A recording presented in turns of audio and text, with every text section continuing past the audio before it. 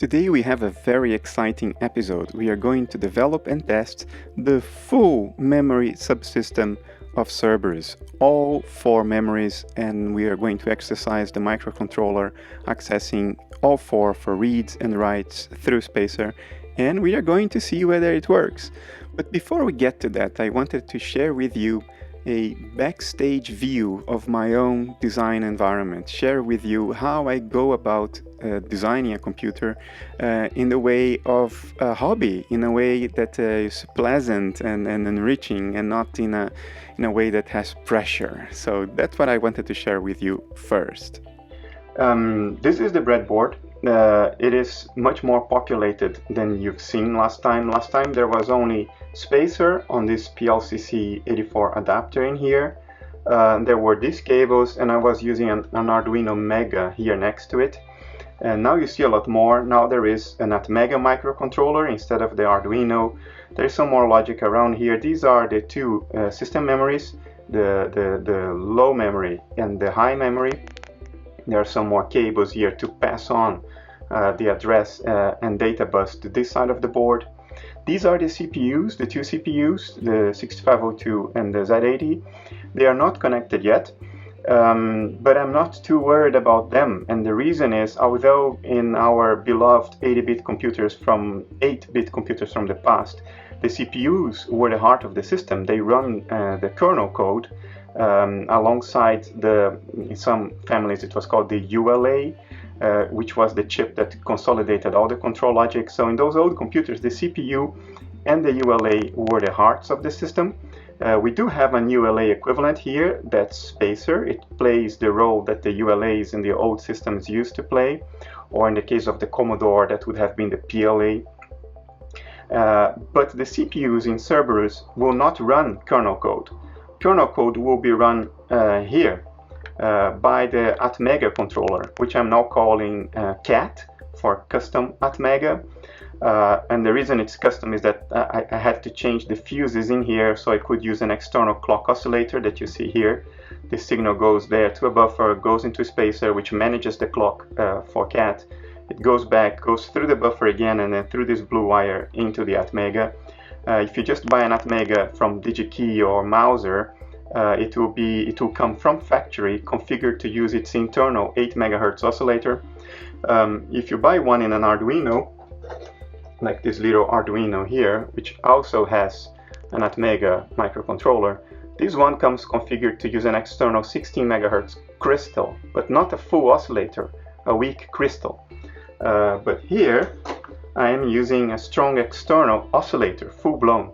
So I had to change the fuses here, so that's already some customization. And of course, if you don't put any code in it, it has an internal flash memory for the code. If you don't put any code, it will do nothing. So this is a customized chip as well in a way, not as much as spacer, but I'm calling it CAT, which is the Cerberus version of this Atmega microcontroller. So this will run the kernel code. So if I can test the kernel code operating through CAT, which does the serial to parallel conversion and the other way around, and does all the memory management and does the power management and all that, if these two can access all the memories in the system, the low RAM, the high RAM, the video dual ported memory here, and the character memory there, which later on it will be here as well, but it's an option. You can use either this or this one. For now I'm using this for convenience. If CAT through spacer can manage all the 4 memories correctly, then we are very far along in this project. Connecting the CPUs is relatively trivial. I don't want to jinx it, so knock on wood. But the CPUs in Cerberus will not be the masters of the system. They will be slaves. The master of the system will be CAT. And for running the kernel, you don't need high performance. You just need to have a flexible microcontroller, which is what this is. So it will do everything. The basic input-output system, or BIOS, will be run out of here. And when the user press enter to execute a command, or when the user press enter after run to execute code in memory, then the controller will hand over to one of the two CPUs, and the CPUs will run the code in the code memory or in the edit line, depending on the circumstances. The CPU will run that code, and once it's done, it transfers the control back to CAT.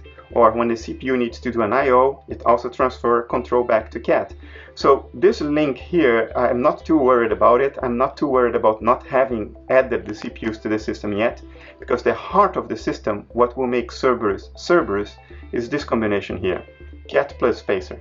And of course the VGA video, which is also unique and customized for Cerberus, but in principle it can be used in any other computer as well, so long as it's monochrome. So if this test works, if these two guys can access, read and write to all memories and everything is controlled smoothly, then we'll be very far along. Let me give you an idea of how I am going about this. Let me use my other camera here on my phone so you can see. There we go. This is our prototype of Cerberus, including the video part already with its custom board. So what I'm doing, I'm basically using this cable here to configure spacer, to change the hardware description of spacer, to change the functionality in it without having to remove it from the system. This is a JTAG cable. There are 7 wires coming out of it, but 3 of them are just VCC or ground. So 4 of these wires, this, and 2 here on the other side, 4 of these wires actually program or burn spacer with the required functionality.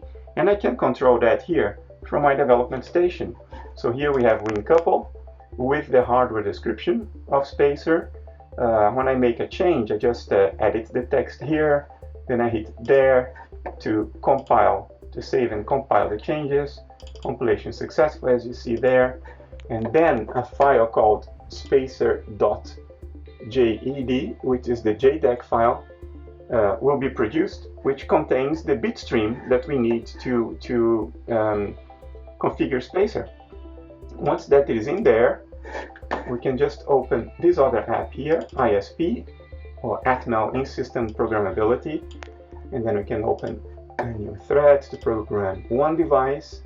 That's the device, it's an ATF1508, and we can say program verify, and then we choose the JTAG file that we just generated, which is spacer.jed, and click OK. And then when we click run in here, through this cable here, this cable, a USB cable, goes into a programming box from Microchip, which is the owner of Atmel, through this flat cable here, all the way there, and then it would reprogram spacer without removing it from the system. So it's very handy. All I need to do is to make changes here and upload a new JTAG configuration to spacer, and that's how I manage it. That's how I keep changing things on spacer. And when I change the pins, I change the jumpers here on the breadboard as well, which is a nice thing about using a breadboard. Officially, we should be using a wire wrap, but you know, the way I do design as a hobby is on breadboards, because I don't start with the schematics. I start with wiring things up off the top of my head on the breadboard and making changes, and I don't want to bother with having to keep the schematics up to date. I just change things on the board, and then I change things on the hardware description and back to the board and change things on the board again. And once I'm happy with it, then it's stable, then I would do a download from my head to a schematics. That's how I normally work. Now, this little chip, as we just discussed, CAT, it's also configurable and programmable. So I configured this one by using this little board here. This is a USB to serial adapter. It takes a USB signal from my development station, and this little chip here translates that into serial signals that then are used to program CAT through 3 pins. One is the reset pin, pin 1. I added a little capacitor in between there to shorten the length of the reset pulses used during programming. You need this capacitor here. And the other pins are RX and TX, and those 3 are reserved, if you remember from one of the previous episodes, they are reserved for in-system programmability of CAT. And the way to do that, I just take this little USB cable, connect it there. When I connect it, you see that it will stop. You see the system stops because it's connected. And then I can just come here to my Arduino environment. Although I'm not using an Arduino anymore, I can still use the Arduino IDE or the integrated development environment, so long as I use the pinout that Arduino boards recognize. So for instance, pin A5, and so long as I know the correspondence with the actual pins of the microcontroller. In this case, it's pin 28 on CAT. So you just have to keep this mapping in mind. But for the rest, you can keep on using the Arduino IDE, even though there's no Arduino here, just a microcontroller. And once you are happy with your changes, with whatever you did, you just click on this little button here, and it will compile and upload. There you go, with the LEDs indicating it. It will upload the new sketch on the microcontroller, and things will start running again, as you see in there. So this, in a nutshell, is my little development environment. I just use my development station here. From here, I can do everything. Just downloading things via two cables. This cable here that goes into that programmer, and this little box connected via USB to my USB box at the back of the computer. I can just reprogram the custom chips. Actually, not only this one, I can disconnect it from this socket and connect it either to this one or this one to reprogram Skunk and Kavia as well. So that's how I am set up. I just sit behind my lazy keyboard here, and I control the whole thing there, move wires around, everything off the top of my head before I even begin with the schematics, so I don't get hampered by keeping things neat. I just do a brain dump and then see what happens. And now that everything, well, now that a lot of it, I would say 80% of the hardware is now complete, soon will be time to do a brain dump on actual schematics and do a board, and then comes the software part. But hardware wise, we are close. If this works, we are close. Here's the updated version of the Cerberus hardware description. I've had some problems using the compiler optimizer and the minimizing algorithm. Things don't work as they are supposed to with minimization on, but I found that if I just turned off hardware minimization, things would work. And I'm happier with that because I want to know exactly down to gate level what's happening here. When you turn automatic minimization and optimization on, the algorithm will try to do some creative things, and in this case these things didn't work. So for the rest, it's pretty similar to what you've seen before. These are all the pin declarations. I will walk you through mainly what is new. So this is the memory logic. This first 4 lines here you've seen before. That's the chip enable signal here, CE chip enable, for the 4 different memories. This is the video memory, the character memory, the high memory, and the low memory. And we've discussed this logic in previous episodes.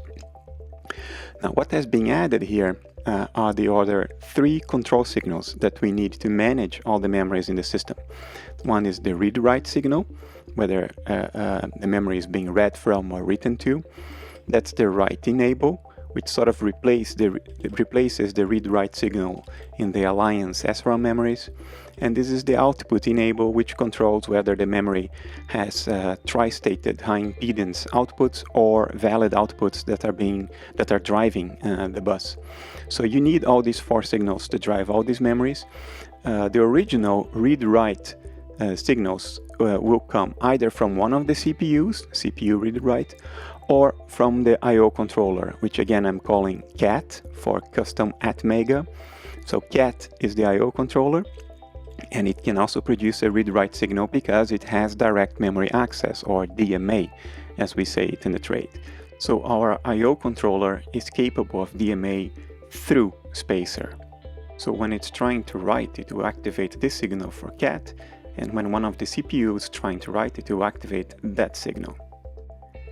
Now remember, the read-write signal is high when it's trying to read, and it's low or 0 when it's trying to write.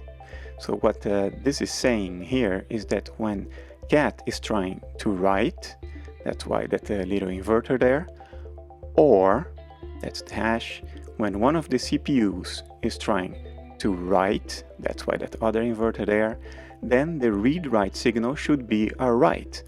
factor right is low, 0. That's why we need that final inverter there.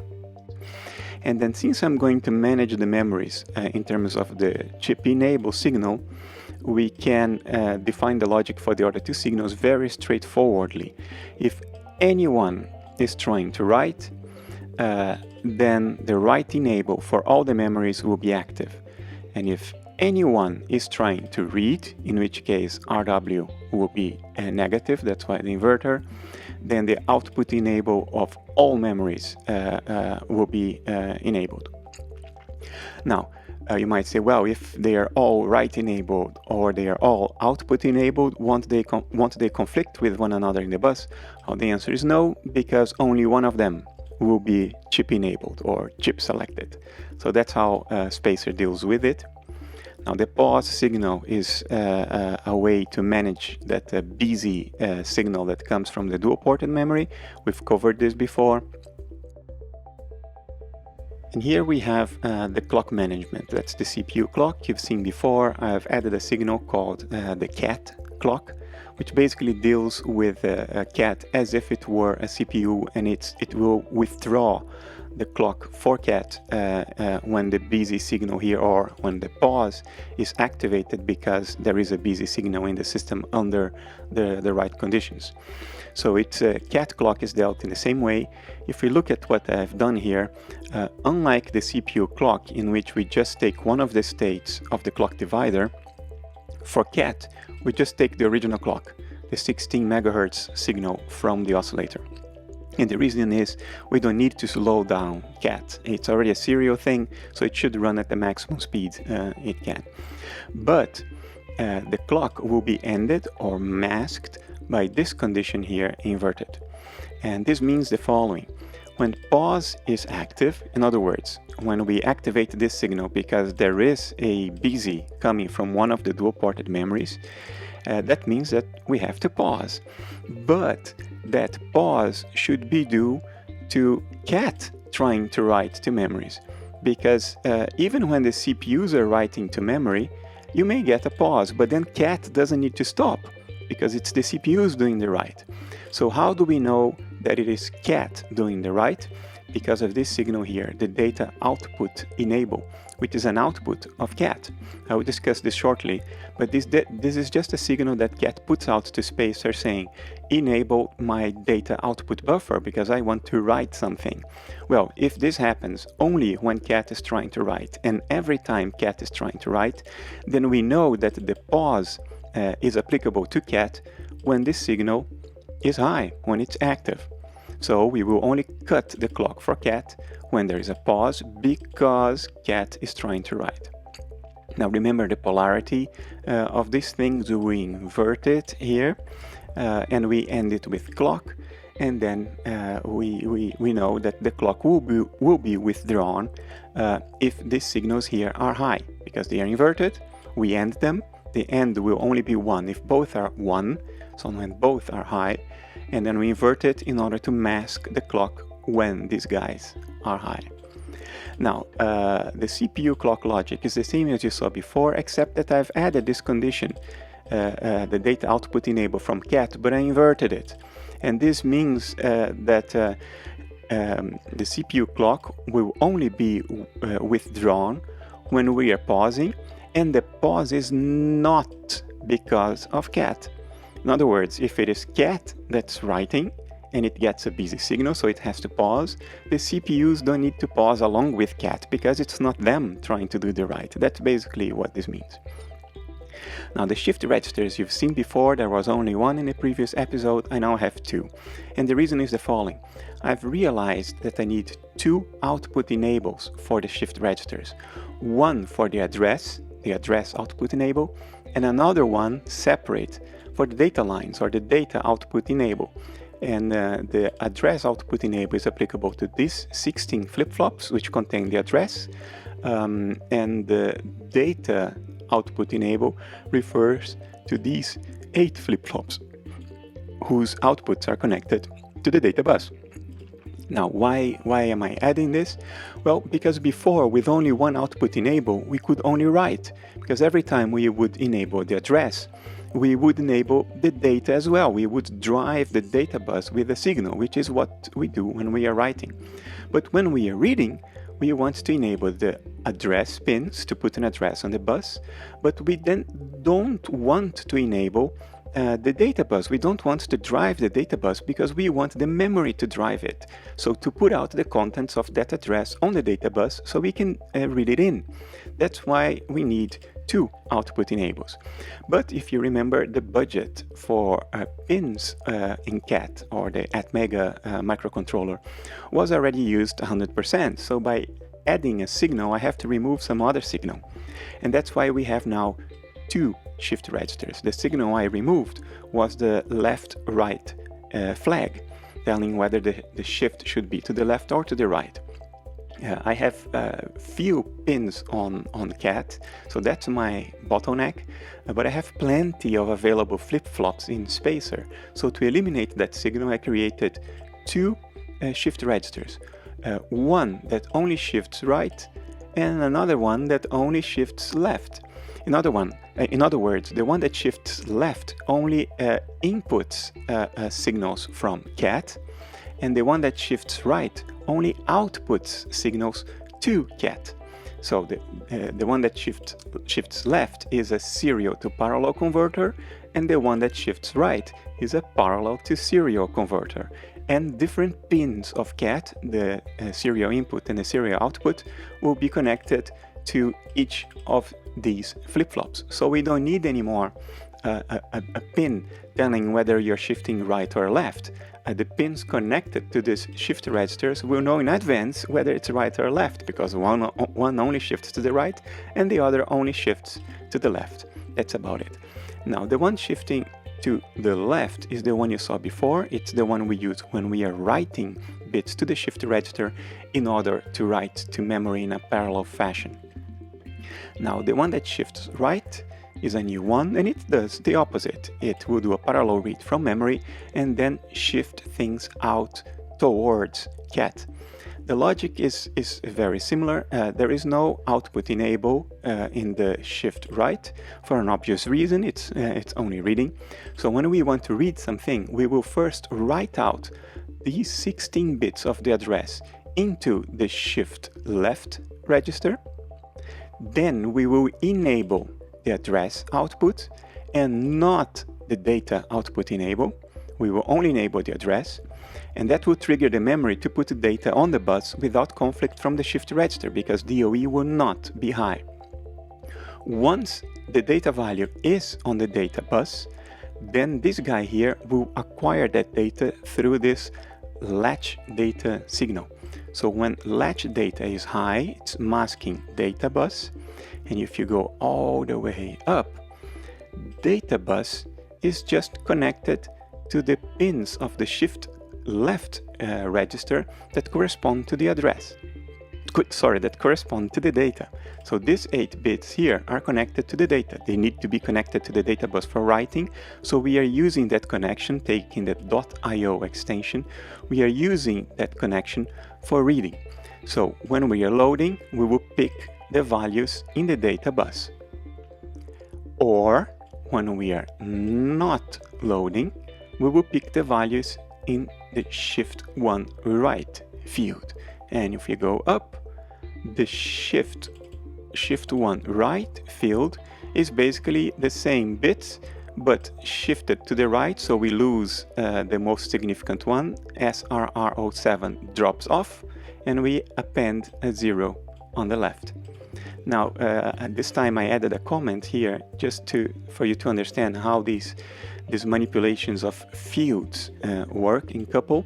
If I take this very last statement here, it expands to this. So by using a field, I basically economize a little bit, because instead of making the equivalent statement 8 times, I make it only once for the field.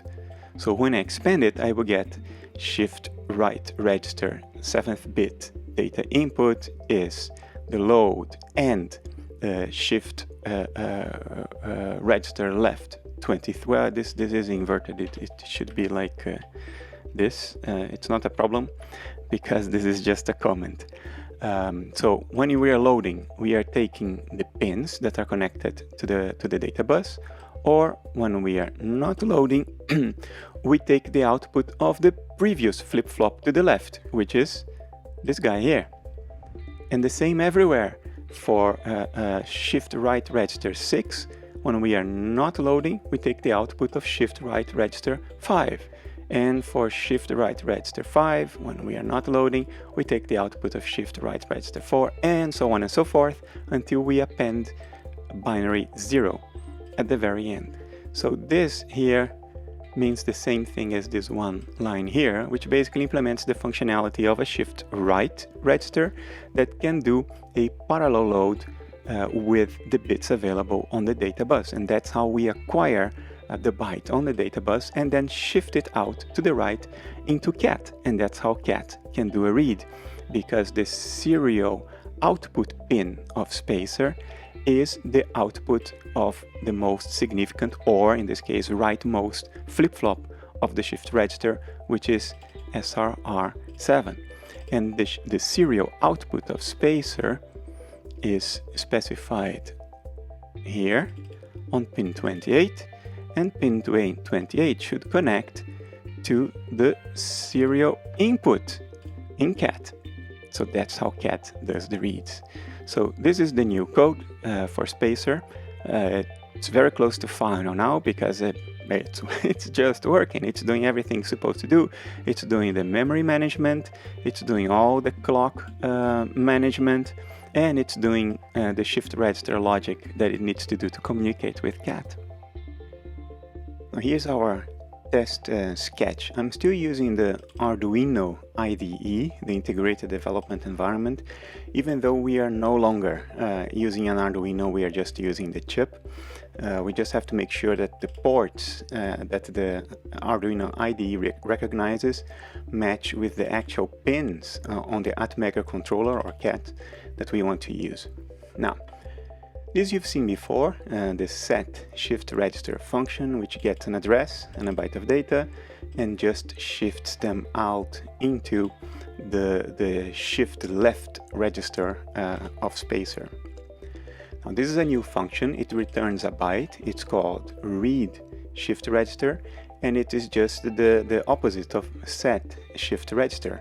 What it does, it shifts in one byte of data with the most significant bit first into the serial input of the Atmega controller, or CAT, with the clock given by the serial clock, which is an output of CAT. Once that data is shifted in, it's just returned. Now cprint you've seen before, except that now it's much simpler. We just calculate the address given the two coordinates x and y, at which we want to print a character identified by the byte token. But instead of having all the code in here, it just makes a call to cpoke, or Cerberus poke, with the address that it has just calculated above and the token ID. And this is basically a write to video memory, because this address here has a baseline at hexadecimal F800, and if you look up in the memory map of Cerberus that we've discussed before, that's basically the first address of the video memory. So when we put this address here in a cpoke, spacer will calculate the corresponding chip enable signals, and it will enable only the video memory. Now CLS, or Cerberus clear screen, you've seen also before, except that now we again use the cpoke function to write 1200 characters to the screen, starting at the base address of the screen memory, and we write a 0, and the token ID 0 means an empty space. So you basically clear the screen with this. Now here's the new function, Cerberus poke, or cpoke. It takes a 16-bit value address and a byte of data, and then it manipulates the corresponding signals to perform a write to memory. The first thing it does is it sets the shift register with address and data, and this set shift register we just saw above, it's here, it shifts 3 bytes, 2 for address and 1 for data, into the shift right register of spacer. And once this call to set shift register has been done, so we have the address in place, we have the data in place, all parallelized and connected to the buses, what we do is we set the address output enable high. So now the address in the shift register will drive the address bus of Cerberus. After that, we drive the data output enable also high. So now the byte in the shift register will drive the data bus. So now we are ready to perform the write. So we drive the read-write signal low, which means a write. When it's high, it's a read. So now we determine it's going to be a write. And then the data will be written to the address that are on the buses in the corresponding memory. Once that is done, one cycle later, we drive the read-write signal high. So now it's a read, and that's to prevent writing garbage into the memories. And then we drive the two output enables low as well, starting with the data output enable and the address output enable.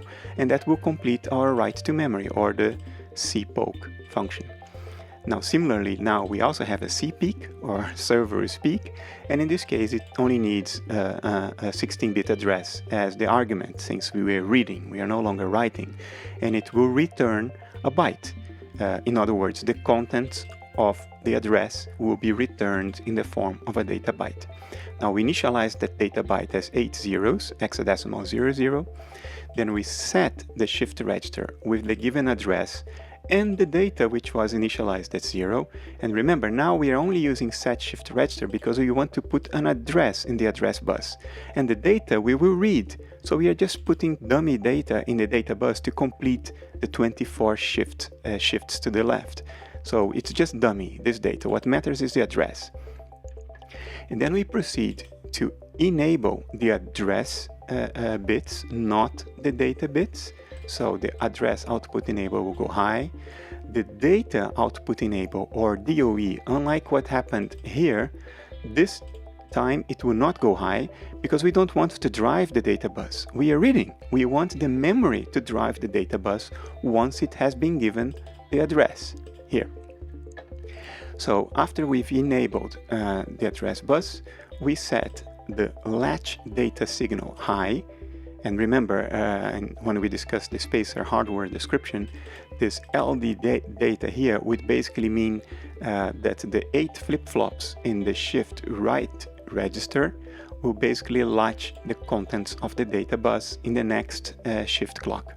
So first we drive the latch data high, so the shift register knows I need to do a parallel load now instead of shifting. Then we drive the shift clock high, so it actually latches the contents of the data bus into the 8 flip-flops. Then we drive the load data low, because now we don't want to latch anything anymore. We already have the byte we wanted, so no latching anymore. And we disable the address output enable, so we no longer drive the address bus. So at the end of this command here, there will be a byte of data in the shift write register. So we need to read it. And that's what we do here. We assign the value data to the output of the read shift register, which needs no arguments. You're just reading the shift register. And remember, we discussed this above. Read shift register has no argument, but it returns a byte, and all it does is to read in the 8 bits in the shift register by shifting them to the right. So that's pretty much it. After cpeak, we have all the functions we need. So the initialization is very similar to what you've seen before. For every pin, we say through the command pin mode, whether it's an output or an input. Then we initialize the relevant pins with a digital write function. We drive them high or low, depending on what is appropriate for initialization. And this is the main function, loop. That's what the microcontroller keeps on repeating. And what this is in this case here, this is commented out, it's just there to be handy. But what will be executed is this. And what it does is there is a loop from 0 to 1199. In other words, a loop through every screen position to fill the screen. And for each iteration of the loop, we do a cpoke, we write the value of a variable I, which is initialized as 0. So this is a single byte. We write that byte into address X. Now there's no offset here, so this address X, since it starts from 0, will be an address in the low memory. Not in the video memory, not in the high memory, not in the character memory. This is an address in the low memory, because that's what starts with address 0. Now, after that, we will write to the high memory, because here we have an offset, and the offset is hexadecimal 8000. And if we look at the memory map of Cerberus, 8000 is the first address of the high memory. Now, what do we write to this address? We write this byte. But what is this byte? Well, it's a call to the function cpeak. So we want to know what is in address 0 of the low memory. And that's the address we just put a byte in. So what this does is we write a byte to the low memory, then we read that same byte from the low memory to make sure that the write and the reads are working correctly. And the byte we've just read out, we write to the high memory. And then we read that same byte from the high memory, and the result of that we write to the video memory, which has the base address hexadecimal F800. If you look at the memory map, that's the first address of the video memory. And then at the end of all this, we will increment the index, except when it reaches 255, in which case it goes back to 0. And the effect is that we will print every character in the character set ultimately on the screen memory after we have stored it in the base or the low memory, and then in the high memory, and then finally in the video memory. So if on the screen we see all the different possible characters of Cerberus being printed and filling the screen correctly, then we know that all the memories are working correctly, because by the time it gets to the screen, it has already been written and read from all the other memories in the system. So that's the idea of this test. So here's our little sketch. That's the main loop, writing to and reading from all the memories until things land on the screen. So let's compile and download it. Let's see, it's downloading. And it works just fine.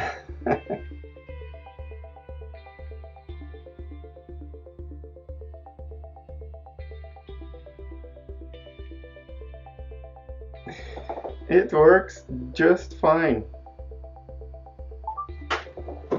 So what's actually happening there is that the microcontroller, through spacer, is writing something to the low memory in here, and then it reads what it has just written to the low memory and writes it to the high memory, and then it reads what it has just written to the high memory and writes the result into the video memory in there, which then Cavia reads out, contains a token ID.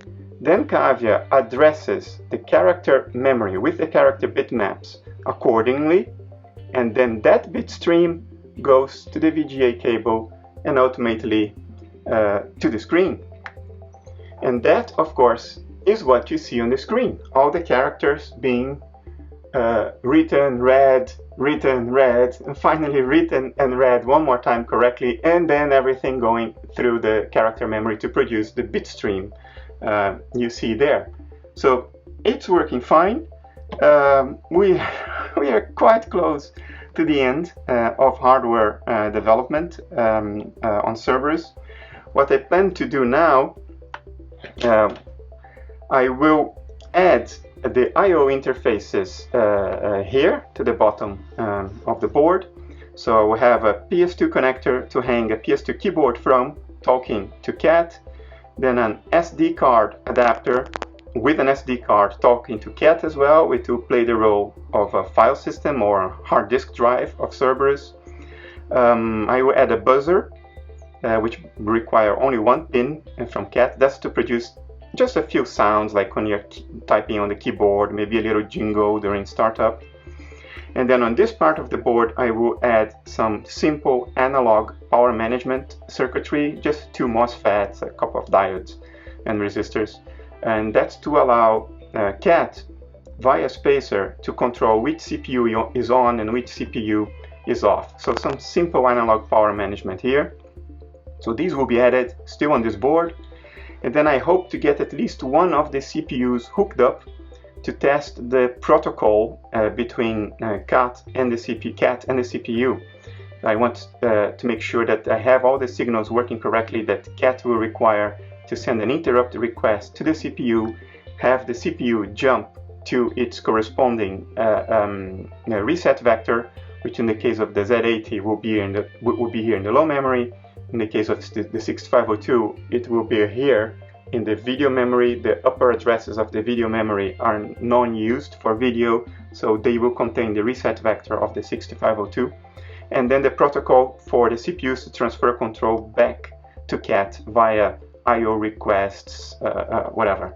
So there, I want to implement this protocol to a minimum degree with one of these CPUs at least still on this board. Once that is done, we will design the first prototype board for this part of Cerberus, which will be connected to this prototype board of the video circuitry, roughly in the same way it's connected now. And then once I'm happy with that and have developed a good part of the kernel code and whatever assembly code we need for the CPUs, at least to exercise them to a minimum degree, once I'm happy with that, then I will make the first full custom board for the whole of Cerberus, which I plan to do in a mini ITX format.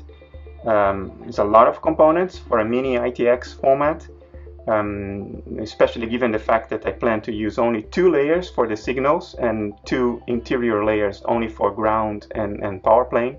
So effectively I will only have 2 layers. It will be a challenge, but I hope to fit it in a mini ITX format. And then that will be it. So there's a lot of labor ahead, but creative work is 80% done by now. It has gone more smoothly and faster than I had thought, which is good. It's pretty good. I'm not complaining. So this is it for this episode. I hope you found it enjoyable and informative. And please join me next time as we enter the final stretch of Cerberus's development. I am personally looking forward to that very much, and I hope it will be useful for you and the community at large as well. See you then. Take care.